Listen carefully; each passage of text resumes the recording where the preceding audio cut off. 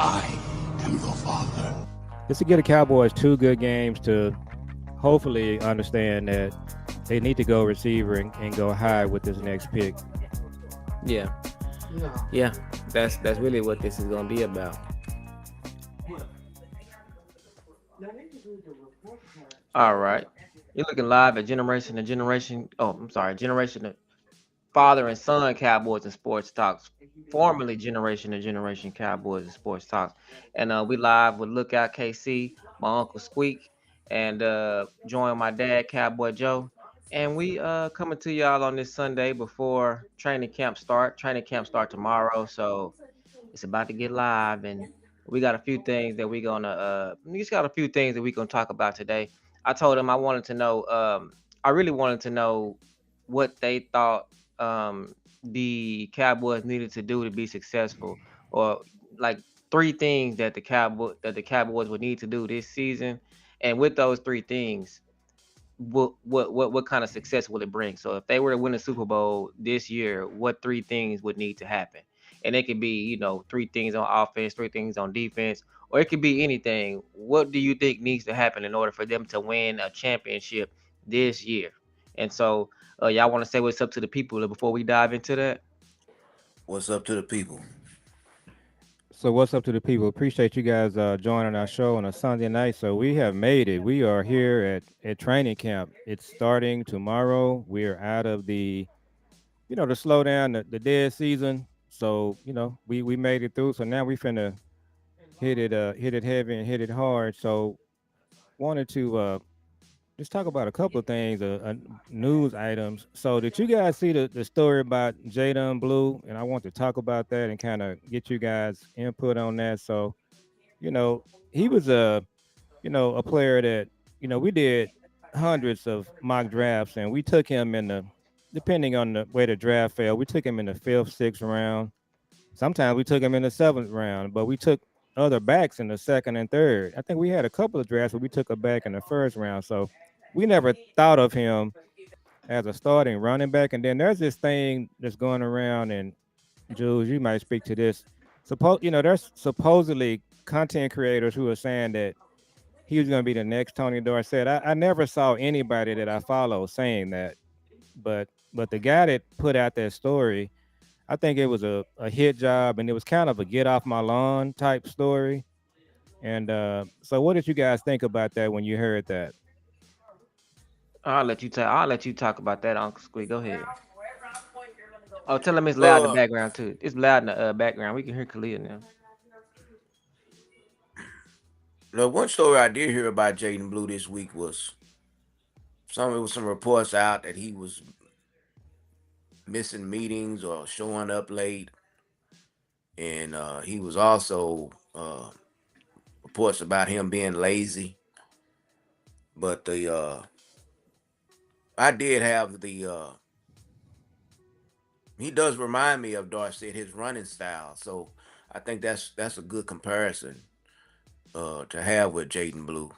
But like I said, the one story I did hear this week was about him not being late to meetings and he was lazy. One of the reporters on Channel 8 News was reporting that. So that's pretty much my input on that. Now, I heard the same thing. I seen the report about him facing backlash, but I kind of just rolled my eyes. I didn't know if it was like a dead period story to where it's just like, because I mean, me personally, his personality, I just cannot see any of these guys, being lazy. I can't see it. Now, that's not to say that it might not be happening, but I can't see these guys, especially like Jaden Blue being a late a late draft pick like that, and knowing that this is his opportunity, like on a regular NFL team, especially with the Cowboys, on a regular NFL team, he wouldn't even be fighting for a starting job. He even when we were when we were doing our mock drafts, we never had him starting. We always had him as as a late round pick, as a second pick or something like that. But but he's fighting for a starting position. He has a hell of an opportunity that he wasn't supposed to have. If he was been drafted anywhere else, he would not be fighting for a starting role. And he's fighting for a starting role here. He can accomplish that. So and then so for them to say that he is him, he's facing backlash for being late and stuff like that. That just don't to me that don't make sense. I mean, but we've seen a lot of stuff happen that don't make sense. We've seen players like rookies like this do things that you just be like, wow, why would you put your whole career in jeopardy and you haven't even stepped foot on an NFL game yet? But um, I don't know. I just think that with the backlash and with the criticism, maybe this is a wake up call that he needed. If so, and maybe this is a something that say, hey, any little thing you do, they're gonna be looking at you because you are a Dallas Cowboy. You probably gonna be starting toward the end of the year. It could be, and so you're gonna have to get it together. If your immaturity is not where it need to be, if your maturity is not where it need to be, you need to get it there quick because all eyes are on you, and you don't want to ruin your career before it even gets started. And then Tony Yeah. Dorsett thing, I just think that people say he looked like Tony Dorsett because of his size, but Yeah. y'all are the third generation, y'all the third generation fans, so No. y'all would know more about Tony Dorsett than we would. I wouldn't know if Yeah. how he Yeah. compares. I don't see just me myself. I just don't think him and Tony Dorsett just go in the same sentence. Tony Dorsett was a Heisman Trophy, like a once in a lifetime running back. Now the running style, you can talk about that with a lot of different backs, but I just don't see him myself. And we talked about this on our show, KC. Me myself, I see him being a situational back to start the season. I think it's a stretch to me to say he's gonna be starting by the end of the season. I just think your guy Javonte Williams, you like him, Miles Sanders. I just think he's going to be a situational back, and he may not even be that to start the season because one of the things they were saying in the story, which is absolutely possible, they were saying he was having problems picking up the playbook, and that's not unusual for a rookie. So again, that just leads me to believe that it's going to take him a good part of the season to come in and contribute. But like I said, hopefully this story is a wake up call and just puts his head on a swivel, and he's able to come in and just hit the ground running and then pick up the playbook. And the other thing I wanted to touch on was Micah. So we still don't have a contract, and I don't think Micah should do any of the drills. So I'll be looking tomorrow, and they probably won't do a whole lot tomorrow, but on Tuesday I'm gonna be looking to see if he's sitting out the drills because the pass rushing drills they're pretty much live. So Well, I'll be curious to see if he's gonna sit those out. I'm gonna say two things. I got to first of all, I got to back Jaden Blue up. I think you underestimating Jaden Blue. I think you underestimating him. I mean, as far as picking up the playbook, that's fine.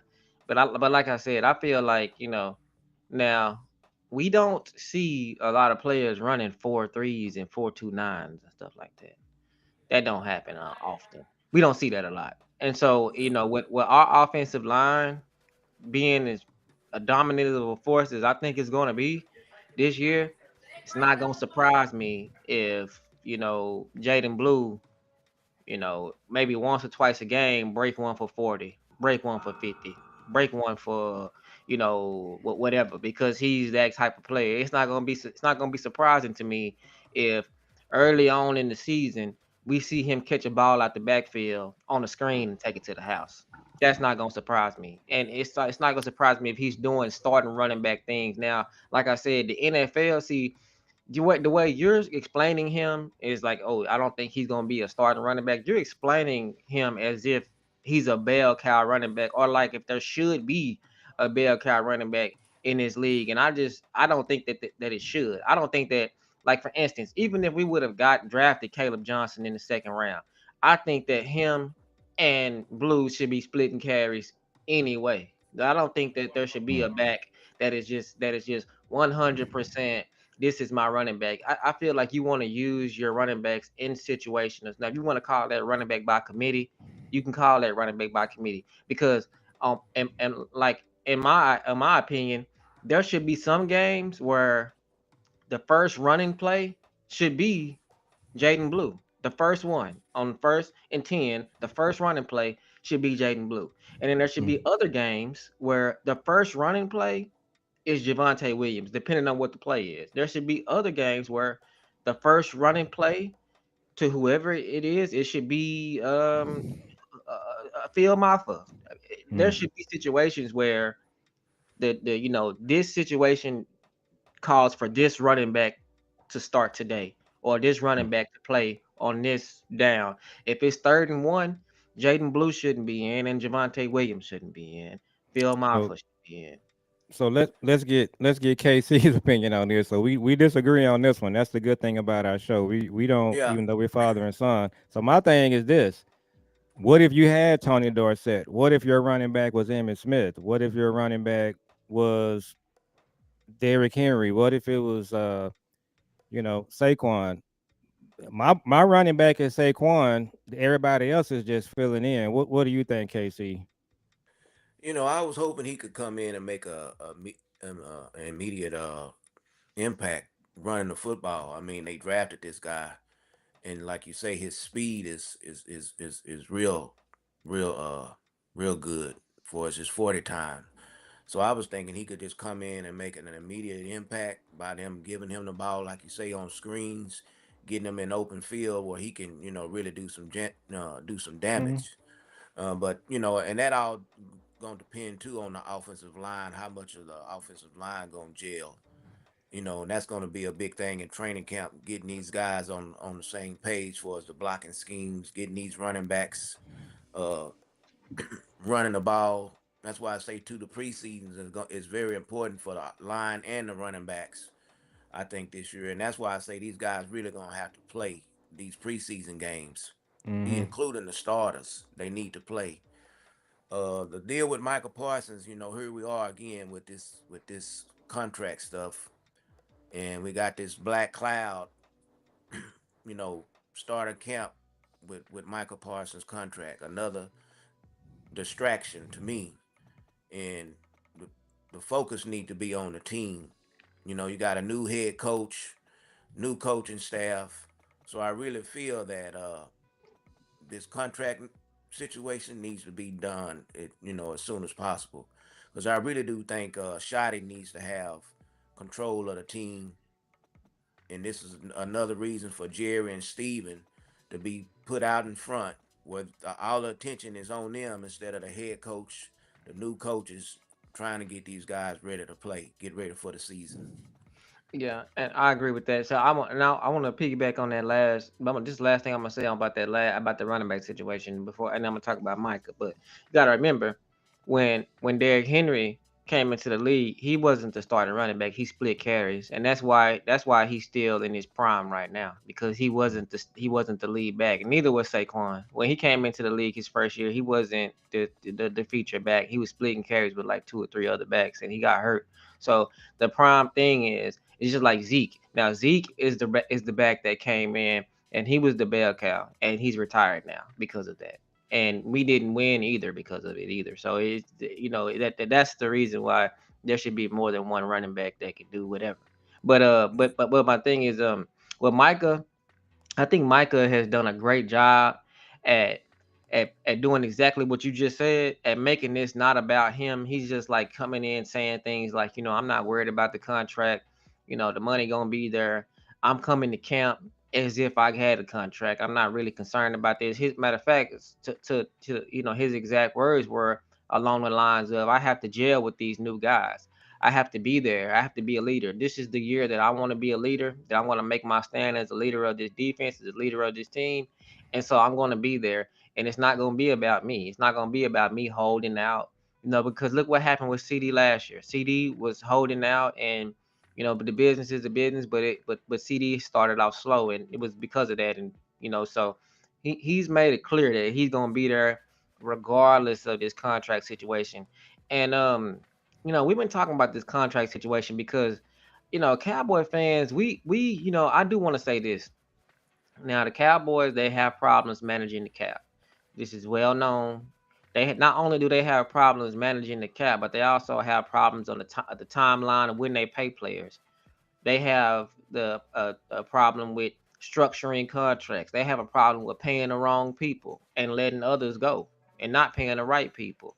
So they got problems all over the board. But when it comes to the timing of paying these contracts, it's not all on the front office because, like, if they would have offered Micah Parsons, like, let's just say the number is 40. If they would have offered him 35 last year, he would have said no. If they would have offered him the contract that a low number or whatever 3 or 4 weeks ago, how do we know he would have said yes, knowing that TJ Watt was finna get another contract and he want to wait till after him? So it's just like CD. Yeah, they could have signed CD when CD was worth $15 million.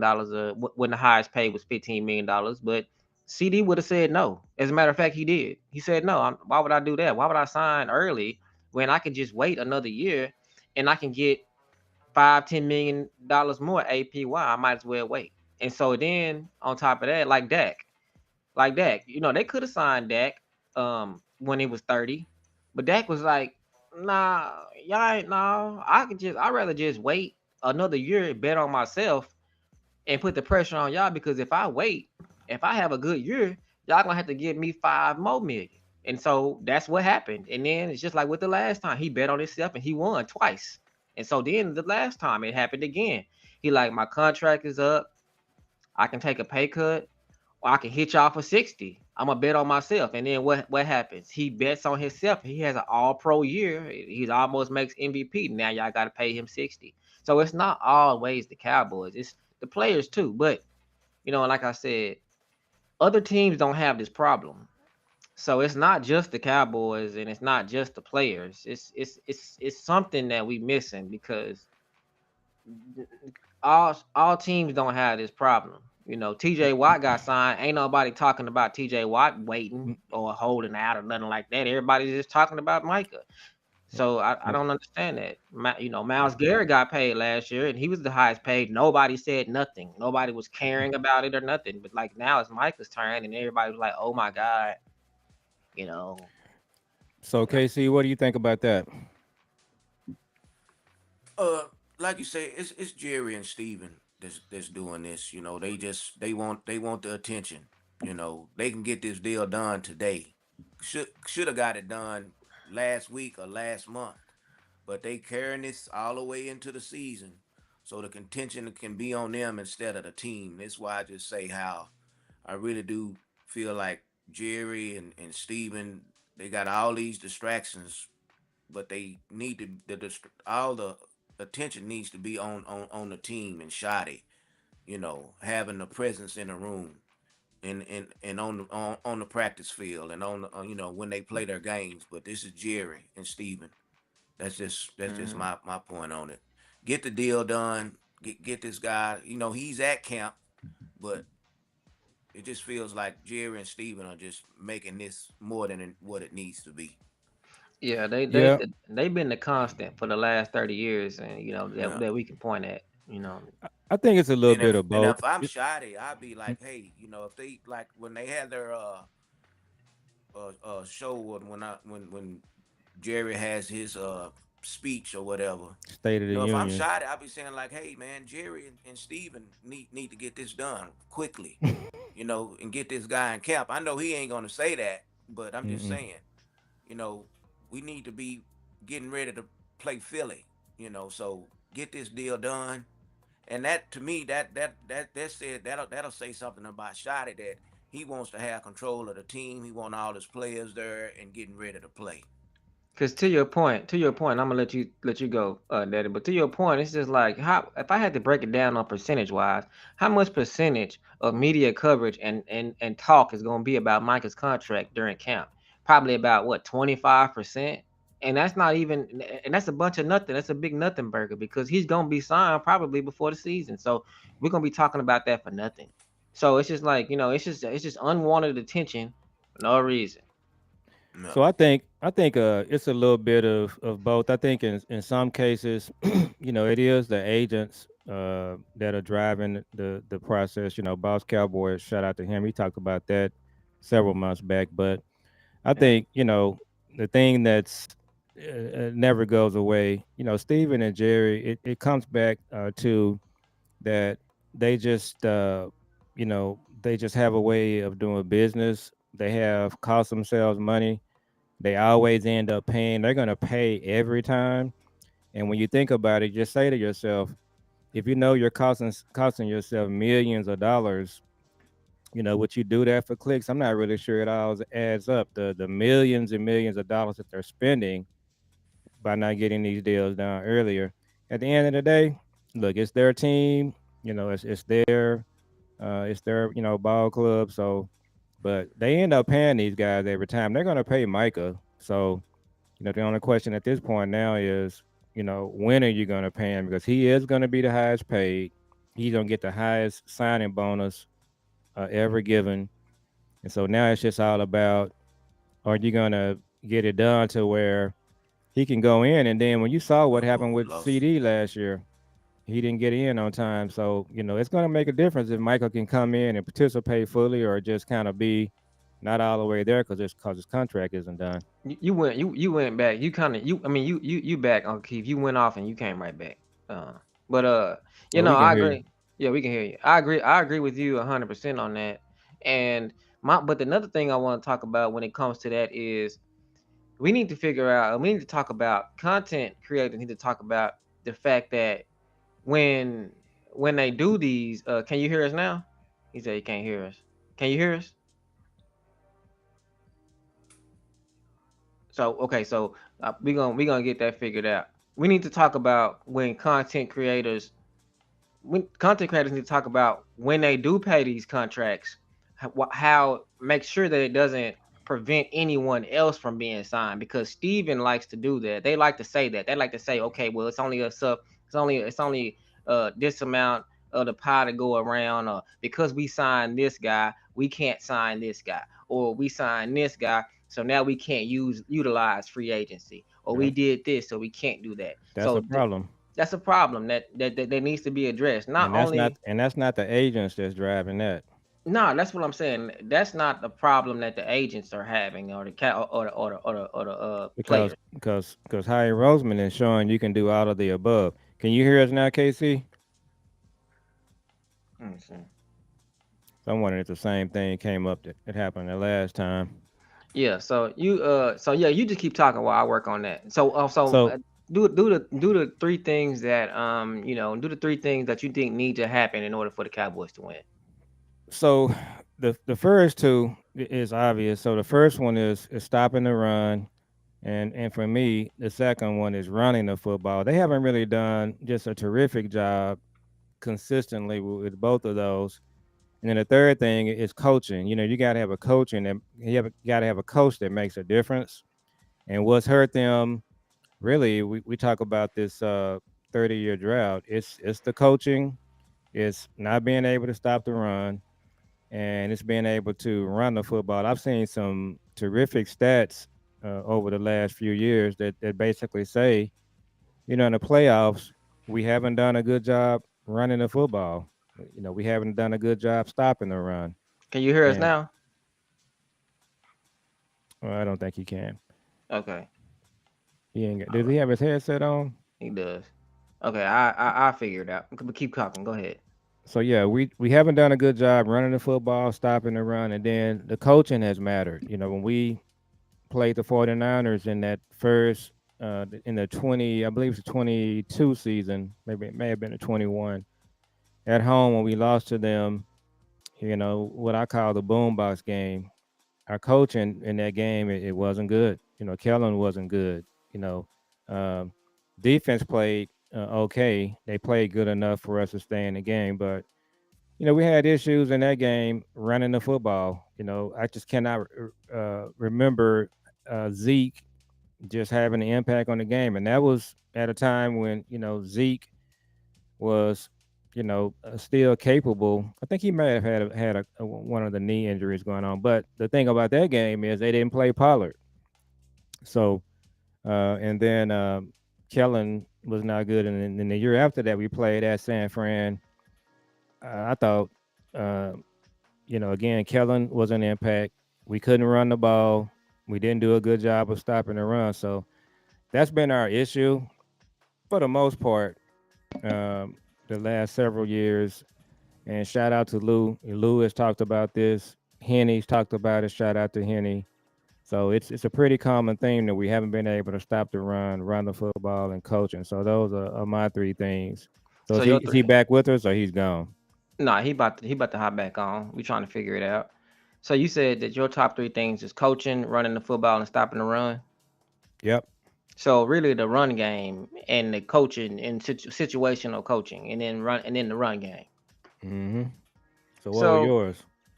um, I was gonna say situational game planning, situational coaching. So will you be able to get to a certain team and say, okay, this team right here can't stop the run. So as a coach, we're gonna just pound the rock, or or we know that these cornerbacks cannot cover our receivers. So what we're gonna do, we're gonna air raid this team because they cannot stop that.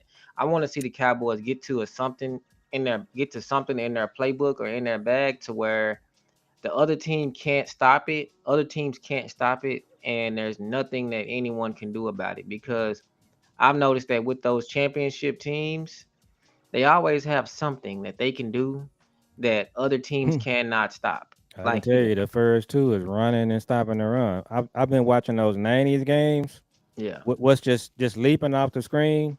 Hmm. Teams could not run on them. They just couldn't. And then we So could run the ball. Is he back? yeah, well, I don't think he can hear us.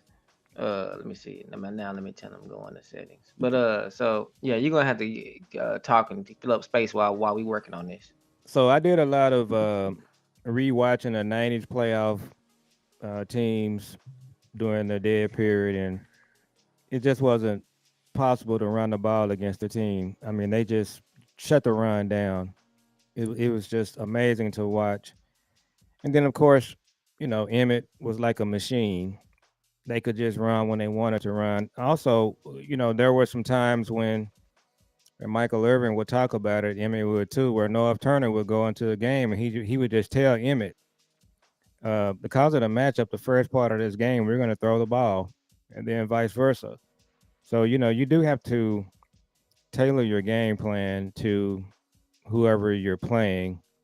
So that's one of the things that's key. But that just goes back to what we've been talking about is when you build a football team, you have to be able to build an entire team. And what this front office has done is they will take a key position and they just say, we're not going to, have top notch players at this position. They're doing that right now with one tech.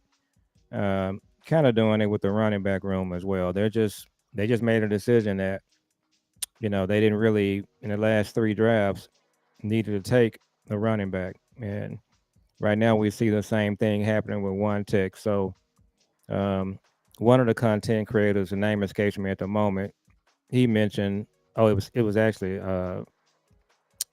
Clarence Hill. Shout out to Clarence Hill. He said the way it's looking right now, they may actually end up playing 2-3 techs, which will, again, they kind of do this thing where they step out the box and do things. We saw Dan Quinn do that playing Bell at linebacker, which I hated. A lot of people were fascinated with that. I never was.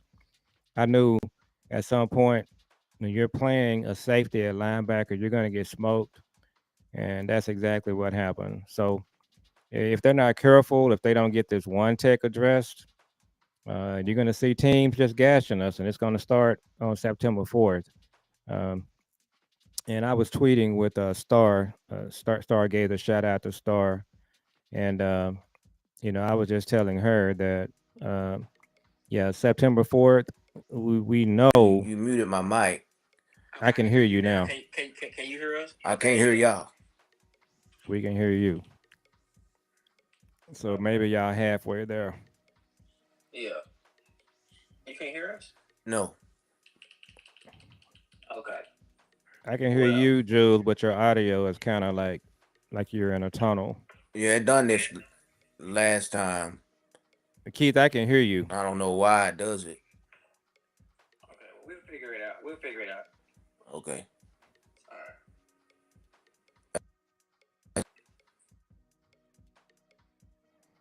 So I can't hear you now, Jules.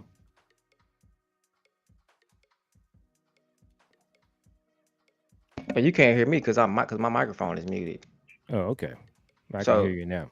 All right. yeah, So, yes, but yeah, so we yeah. just trying to get things figured out on the air. So this is kind of what happens when you're like doing your show and you're trying to do different things. So Actually, what we it can kind of do is we happens. can just drop off and come back on too. We can drop off, figure it out, and come right back on. We know that's not a problem. So we gonna that's what we're gonna do. We're gonna try to get this fixed, and then we'll come right back on like 5 minutes, y'all.